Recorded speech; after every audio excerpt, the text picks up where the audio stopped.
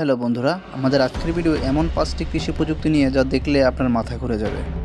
আপনি বলবেন কেন এই প্রযুক্তি বাংলাদেশে নেই?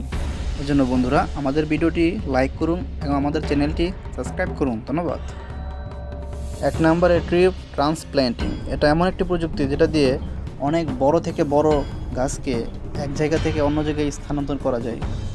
এই পদ্ধতিতে এই বড় বড় মেশিনের চাঁদগুলো মাটির নিচ পর্যন্ত ঢুকে যায় এবং কি গাছের শেকড়ের ক্ষতি ছাড়াই গাছকে মাটি থেকে উপরে তুলে আনে।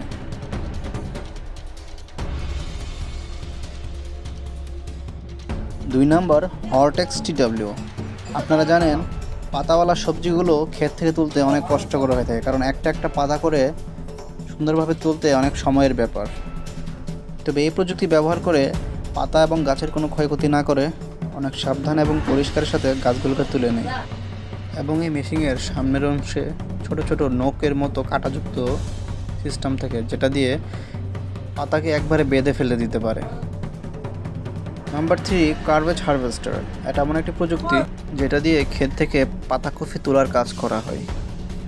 এই মেশিনের সামনের অংশে গোল গোল চাকা থাকে, যেটা দিয়ে পাতাকপিকে উপরে তোলা হয় এবং কি সুন্দরভাবে সেটি মেশিনের মাধ্যমে প্রস্তুতকৃতভাবে একদম পরিষ্কার হয়ে বেরিয়ে আসে। একটু পরে মেশিনের ডান পাশে একজন ওয়ার্কার পাতাকপিগুলো চেক দিয়ে সুন্দরভাবে সেটি প্রতিস্থাপন করে দেয়।